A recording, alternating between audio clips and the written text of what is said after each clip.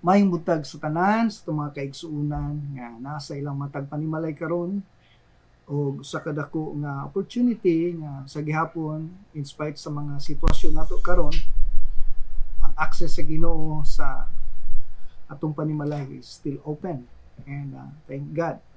So karong urasa sa atong adult Sunday school adunay mga pipila ka mga subjects nga atong hisgutan, especially related sa atong sitwasyon karon. Ang atong subject karon is what to do when God seems silent. Especially sa atong sitwasyon karon. Tungod kay nag-atubang og crisis ang ato ang panahon, and there are times murag ang Ginoo hilom sa sitwasyon. Okay? Anyway, being silent, it does not mean God is not working. And we know, based on the Bible times, there are times, even in God's people, God is silent. If we remember Joseph, ang Ginoo, it seems silent for 17 years sa life ni Joseph. Gikan siya gihulog sa bangag, napasangin la, napriso. God seems silent for all those years. Yet when God shows in the picture, gipromote siya as governor sa Egypt. So makita nimo nga katong times nga murag wala ang Ginoo, abi lang nimo wala. But God is still at work. Okay? Even sa life ni Abraham, God is silent in the life of Abraham for 13 years. Wala nagki-communicate ang Ginoo siya for 13 years. But we know nga the rest of the story, ang Ginoo naghimog dagkong butang sa ilang life. Even kang David, gi-appoint siya to become the next king. But after that, for almost 9 years, ang life ni David, it seems, nag-create na lang siya mga psalms, songs. For 3 years, cave to cave, kay ginahunt siya, kay patyon siya.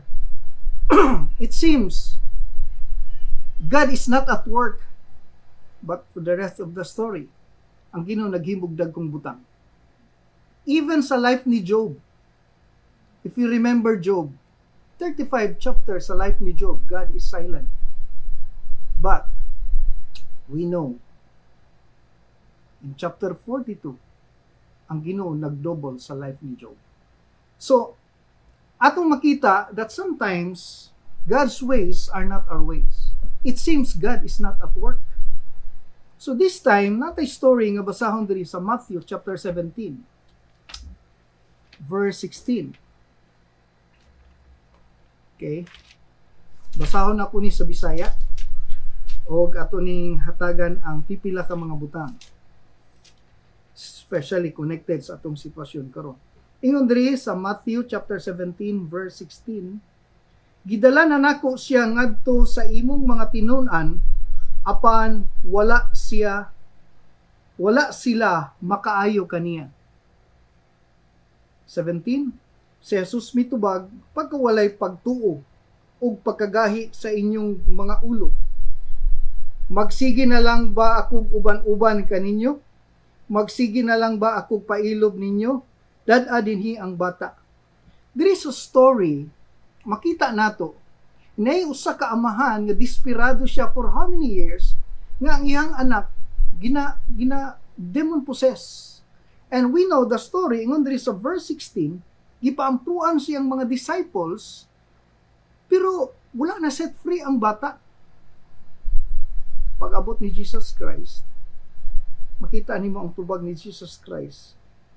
Pagka walay pagkagahi na lang sa inyong ulo. Now, makita nato diri ang healing nining bata, it's not that God will not heal. It's not that God changed His mind nga dili iset free kining bata from demon possess. But the problem here in the story, it's about us. So therefore, there are times God's word is true. When God says nga moayo siya, dili na niya pwede bakwiun pa because every time musulti ang Ginoo, it's pure and true.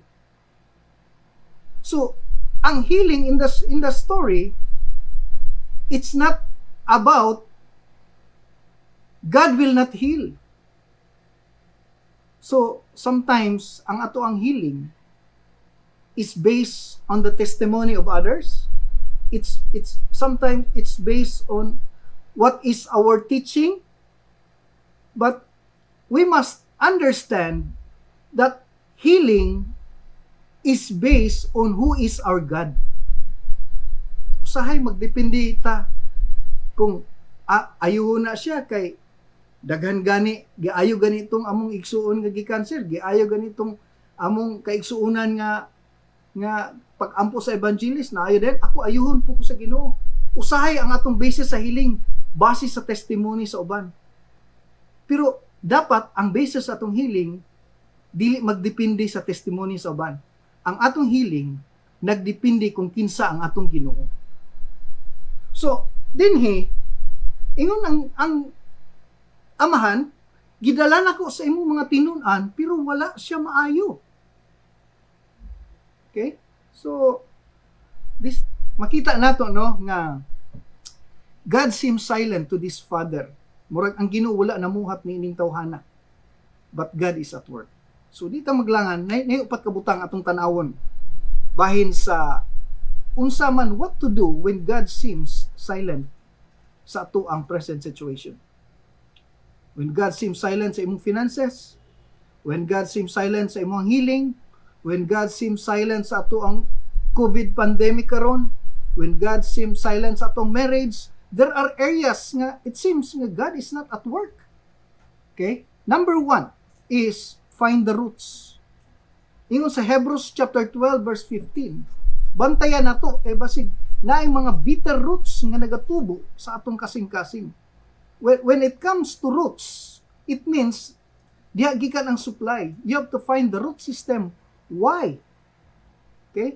Na story nga akong nadungog sa akong friend sa Cebu nga balik-balik sila sa hospital kay yung mga anak nagka-allergy, no? Sigig for how many years paimnon sila antibiotic, butangan sila mga ointment, maayo ang ilang mga skin allergies. After a few months mo subside ang ilahang gibutang nga mga ointment, wala na effect sa lang tambal, mubalik na pud, balik and finally no for a few months na nakita nila, na question ang doktor nganong every time butangag medicine mawala, after a few weeks mubalik na pud, and later na find out nga ang ilaha dayng reservoir, ang ilahang tank na aday ilaga namatay, na nahulog nga mice. And katong ilagaa, wala napansin nila, mao to'y nakaapekto sa whole family nga nag-cause sila skin allergies. So, sometimes we treat the problem but not the real source. Okay? So, based on our story, healing, it's not the problem, it's not about God. Healing, the problem, it's about us. Sometimes the real problem is within us. Okay? So, that is number 1. Find the roots. Because there are times na yung mga bitter roots sa atong heart. Example, unforgiveness. Kaning di ta kapasaylo sa atong isig katao. Okay? Mga area na siya nga sometimes, bisag unsaon nato og kaning kabalo mo usa ka butang nining unforgiveness, di gyud kalihok ang Ginoo sa atong life. So isa na siya sa mga roots nga bisag unsa pa nato ka-active sa church, bisag unsa pa nato ka-faithful sa church, bisag unsa pa nato ka-giver, ka-committed, as long as na ay mga areas of unforgiveness nga di nato ma-deal. Kung di nato mahatag pagtagad ang root system, then it will affect the whole tree. Okay? So even sometimes kaning ang ato ang gitawag nato jealousy, that is still the roots. Ang jealousy is one of the main problem sa ato ang life. Nga wa ka kahibalo, sige away sa kaminyoon. Then, sometimes, we are treating the problem, but we are not treating the real source na jealousy sa sulod sa atong heart. Okay? Envy, greediness, may mga areas na sometimes dapat na to i-check. The second thing is, check your pride. Sometimes ang atong healing nagdepende sa ato ang pagpailog. Okay? If you know the story of Naaman sa 2 Kings chapter 5, si Naaman is dignified, na posisyon, ilado, na posisyon, pero ang iyang healing nagsugod sa iyang pagpailog.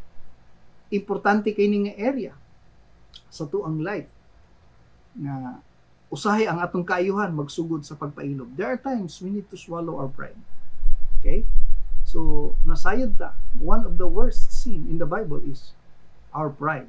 Even to say sorry, di ta kapangayog sorry.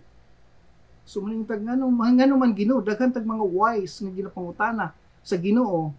But sometimes wa nato napansin, the real problem is within us. It's not about God. The third thing is sometimes we have to be reminded or i-remember nato atong promises.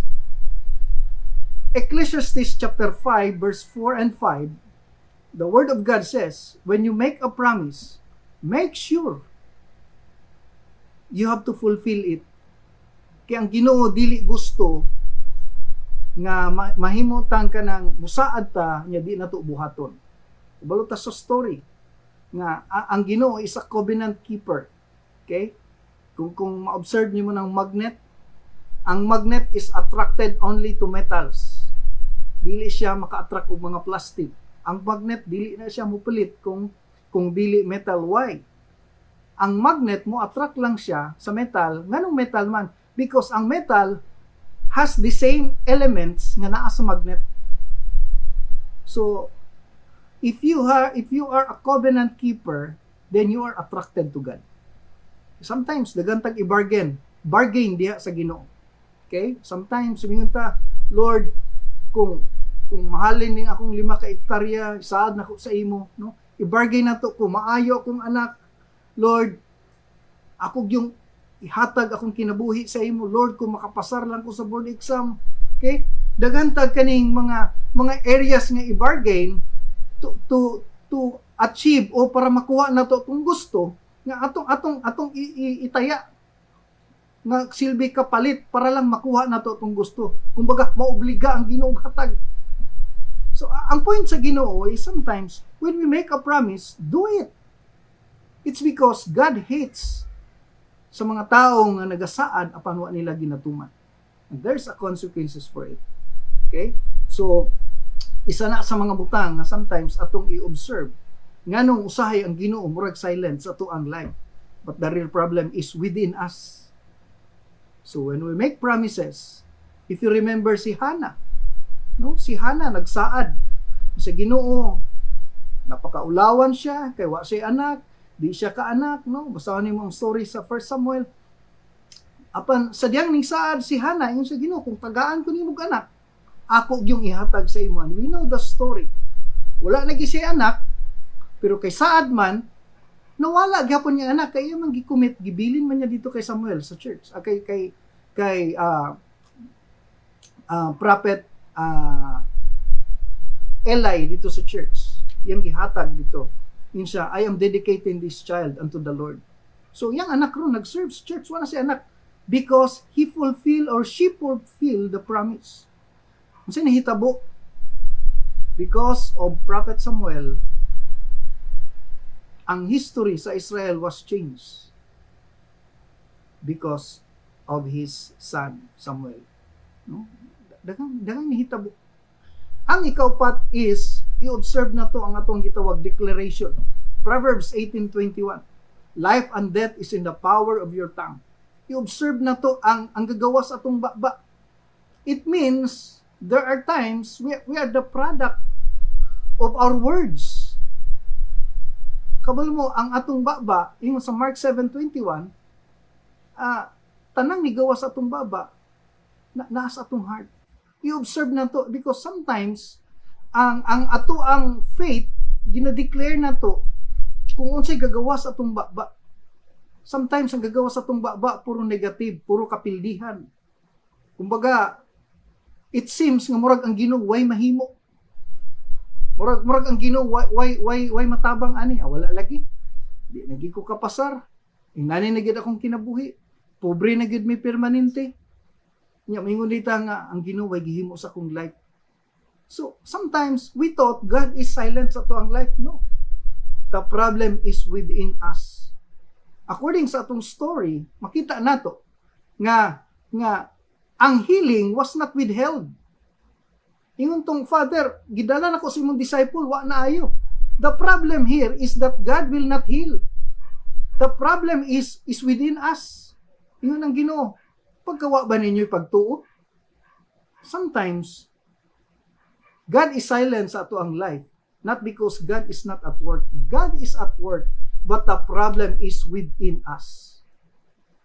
Lastly, I remember the story sa Chinese bamboo tree. No? One time nabasa na ko na dako kay siya connection sa to ang life. Kay ang Chinese bamboo tree di ay for almost 5 years, 4 years, ang pinakataas niya maximum niyang height is only 24 inches. Imo nang abunuhan, butangag tubig, abunuhan, butangag tubig for 4 years, walay result. Mag-maintain lang siya sa 24 inches. Dili na siya mo-go higher than that. For almost 5 years, walay resulta ang tanan nimong labor. Butangan i-fertilize, i-cultivate, butangan nimong tubig, walay mahitabo. But, pagpatong niya og 5 years, every 2 weeks, mutubo siya 24 inches. Every 2 weeks. And after 6 weeks, matingala na lang ka na dako kayong kawayan sa likod sa imong balay. Why? It's because for all 4 years, naga-prepare siya sa ilalom niya na. Naa siya daghang gi-prepare. So, nainay gitawag na to preparation. Kay, dili siya pwede muhatag og taas kaayo nga punuan nga dili kaya i-handle sa iyahang gamot. So, katong tibuok 5 years nga walay result, ang iyang growth nasa ilalom. So, makita nimo no nga something is happen nga dili makita sa imong mata. Naay nagapanghitabo nga wala nimo nakita. So, sometimes kaning ato ang COVID situation karon, the problem, I don't believe this is God's judgment. No? Dili inana ang Ginoo. This is a man-made consequences. Sometimes abi nato nga kani atong time of quarantine, kani atong crisis nga atubang karon. Sultihan ta ka, God is doing great behind the scene. Daghang gihimo ang Ginoo nga wa nato nakita. Okay? Usahay inana sa ato ang life. God is doing great things sa mga butang wa nimo nakita sa imong mga mata. So ang Ginoo mas concern siya sa ato ang preparation because the size of the building, the depth of the building, the size of the building magdepende siya sa depth of the foundation. The deeper the foundation, the taller the building. The greater the pain, the higher the gain. Kumbaga, the size of your pain is an indication sa size sa imong future. So, sometimes, mabutang sa atong mind, is God silent sa imong life? No. God is not silent. God is at work. Kaya lang, dili lang pareha sa imong pagi. Mag-aampo ta.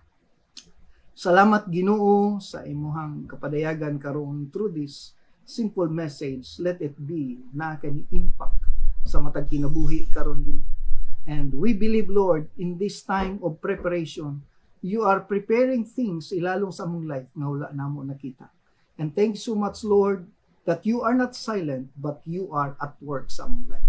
Salamat sa imong kaayo sa pangalan ni Jesus. Amen.